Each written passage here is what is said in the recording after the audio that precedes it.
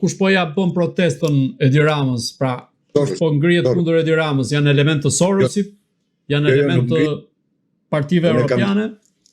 Unë kam deklaruar që shumë fillim që kjo nuk është protestë kundër Ramës, se në do të ishte protestë kundër Ramës, duhet të ishim kërkesa ekonomike. Me kërkesa politike Rama nuk rrëzohet.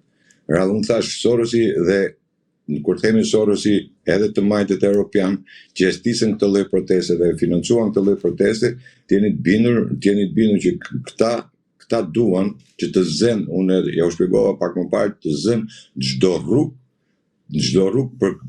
për një krijim apo një dalje të djathte. Duke qenë si në Shqipëri mungon për 35 vjet ka munguar e djatha në Shqipëri është kamufluar, nuk ka qenë asnjëherë reale, nuk ka qenë një djathtë konservator asnjëherë. Por është kamufluar me Partia Demokratike për shembull, ka quajtur veten gjithmonë të djathtë, në qendër kohë që s'ka qenë asnjëherë djathtë. Gjithmonë ka luajtur politikat e të majtës. Por është vetë quajtur e djathtë, siç ka shumë njerëz të cilët dalin kundër Sorosit, kanë qenë ke Sorosi, janë mirë paguar nga Sorosi, janë nga Sorosi dhe dalin shajnë Sorosin vetëm për të bërë besueshëm. Për të bërë besueshëm tek njerëzit dhe pikërisht, prandaj thash Soros ka hedhë të gjithë arsenalin e tij, pra të gjithë shoqatat, të gjithë partitë që vetë financon Sorosi dhe kjo protestë, jeni të bindur që kjo protestë është bërë edhe me dëshirën apo me vetdijen e plotë të Ramës që do ndodhte kjo protestë. Dhe prandaj Rama jo, si është bërë me dëshirën e Ramës, ai pothuajse doli nga binarët në ditët e para. Jo, e keni gabim, e keni pak keq Rama. Dëgjoj, në politikë është duhet të lexosh se si në politikë duhet lexosh më tepër. Duhet të shohësh veprimet që bën Rama. Rama nuk është i trembur nga Sorosi. As nga protesta. Rama është i trembur nga themi nga ajo që i doi boja ka shi Trumpit apo republikanëve apo magës.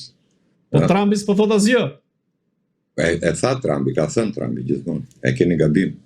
Po nëse doni dhe thoni që Trumpi duhet dali me një gjë, kur një kryeminist i një vendi ndodhet në të njëjtën tavolinë dhe në këtë tavolinë ky kryeminist një vit më pas duhet ta presi Trumpin në vendin e tij sepse Shqipëria është u caktuar si vend organizator, unë nuk besoj se Trumpi është kaq i paditur sa mos takonte atë kryeminist për një takim që të bëhet një vit më pas në vendin e tij. Apo jo. Injorimi që i bëri Trumpi apo injorimi që ka bërë e gjithë pjesa atje, se po të shifnin fotografinë familjare, Rama është i vetëm, është atje lart i vetëm pa njëri fare. Dakor, po vitin e ardhshëm pritet që të mbaj samitin e NATO-s në Tiranë dhe do ta pres aty Trumpin. Po nuk e pret Rama Trumpin. Edhe sikur të ndodhë që Rama të rezistojë deri në vitin tjetër, që të jetë, nuk e pret Rama, e pret presidenti i Republikës, presidenti i Republikës është kryetari i forcave të armatosura, e para. Po nuk e pyet Marian Beganej se i merr gjithë situatën vetën në kontroll.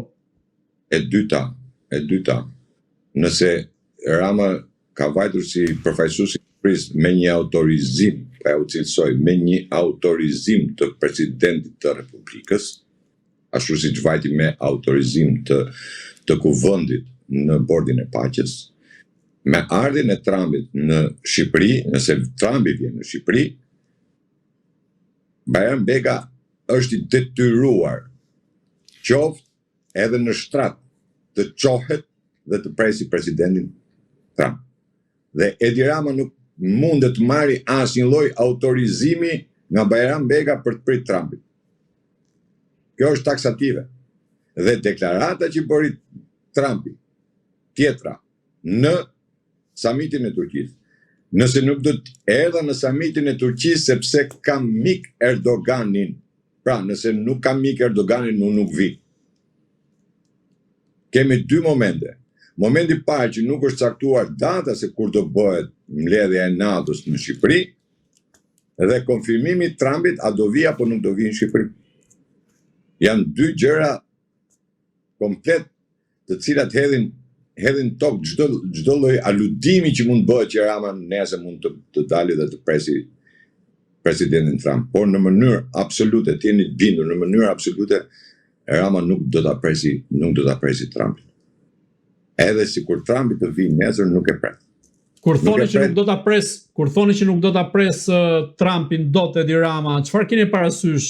Do të thotë që Edi Rama do largohet nga drejtimi i qeverisë, do të thotë që nuk do jetë më kryeministër? Ju thatë për protestën që Rama është i friksuar i bërë. Unë e shoh Rama më tepër të friksuar nga ardha e ambasadorit të ri në Shqipëri se sa nga protesta. Protestën nuk e ka problem ai.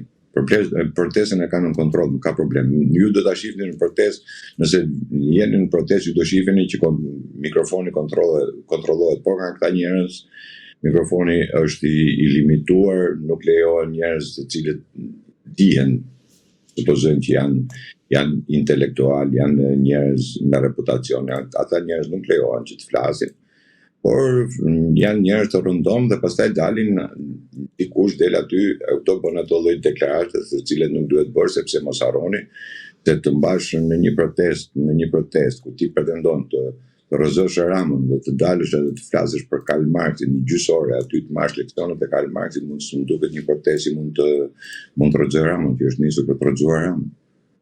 Tash kjo është një protestë e Sorosit, e financuar nga Europa, vazhdon financohet nga Europa, madje unë në gjykimin tim them se kjo protestë duhet shkojë deri në tetor, deri në zgjedhjet deri në prag zgjedhjeve të Amerikës. Sepse e gjithë betejë bëhet sot Cezari me Pompej mos harronin betejat i bën në Shqipëri. Historia përsëritet. Prandaj Rama e ka aq frikë historinë, prandaj nuk do ta përmendi historinë. Mos harroni se edhe në anullimin e vendimit për prishjen e objekteve rreth Kalaz të Durrësit, Rama nuk e bëri se kishte ndonjë presion. Mos harroni se aty ishte edhe ajo shoqata e ndërtuar ku diun amerikan që ishte, megjithatë u detyrua me urdhër të heq ashtu si doli dhe Ala Bari deklaroi që unë nxitova në investimet që bëra në portin e Durrësit, ju kam thënë që porti i Durrësit do ja hapë gjithë atyre. Dhe ardha e ambasadorit mund të ndryshojë çdo gjë. Nuk dim se çfarë mund të ndryshojë, nuk di se çfarë mund të ndodhë, por ta deklarata e Rubio's e shpërndar nga ambasada amerikane në Tiranë ishte një deklaratë e cila duhet lexuar me kujdes. Në këtë rast, në optikën tuaj, si mendoni çfarë pritet të sjellë ambasadori i ri i Shteteve të Bashkuara të Amerikës, Eric Wendt, i cili ka dhe një përvojë ushtarake? A mendoni se ai do të flasë me të njëjtën gjuhë siç flet Trumpi, duke thënë gjëra troç, dhe ndoshta mund të ketë një përplasje me Edi Rama në këtë rast, apo ka rrezik që dhe ai të shqiptarizohet, siç ndodh shpesh me ambasadorët?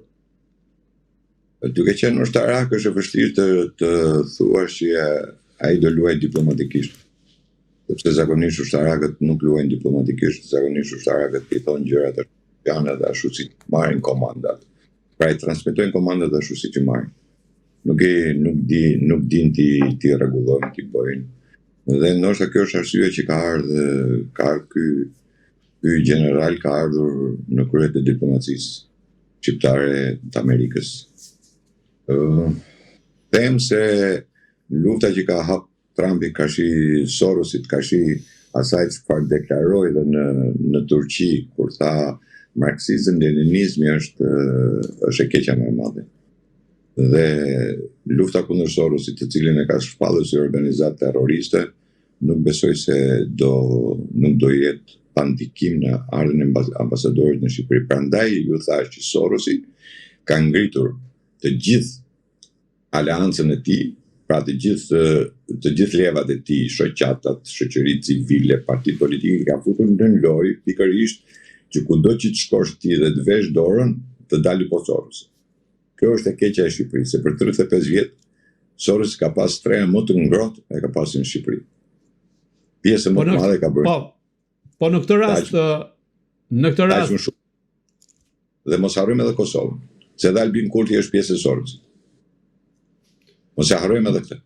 Se edhe Albin Kurti edhe Kurti lojën që përbërë që po e mban Kosovën varur, pa qeveri, është pjesë e Soros, është pjesë e këtij programi. Prandaj thash nuk duhet. Edhe nëse u shkatru LDK-ja e Ibrahim Rrugovës, u shkatru nga Albin Kurti, nga vetvendosja. Futja e vetvendosjes në lojë. Po Kurti cilësohet si shtetar, cilësohet si njeriu i cili ka bërë dhe ndryshime në Kosovë. Si se çfarë ndryshime ka bërë Kurti në Kosovë, po unë di që Kurti është njeriu i Sorosit. Kurti ka prish të gjithë marrëdhëniet e partisë e Ibrahim Rrugovës. Sa ishte Ibrahim Rrugova gjallë, ajo parti ishte partia e djathtë, me parime të djatha nacionaliste. Ardhja dhe vendosja e Kurtit apo e partive të tjera që cilat dolën si pjesë e të majtës, arritën që edhe partinë e Ibrahim Rrugovës ta dobësojnë dhe mos të ketë me ato vlera sot çka kishte në kohën e Ibrahim Rrugovës. Ajo çfarë ndodh në Shqipëri, unë nuk di se ka në një parti të djathtë, në parime të djathta, në veprime të djathta, sepse nuk është vetëm deklarativja. Çfarë deklarohet? Problemi është se si vepron. Kurti nëse do ishte vërtet njëri i cili i udhimse Kosovës, nuk mund ta mandi 2 vjet Kosovën me një kryeministër part-time.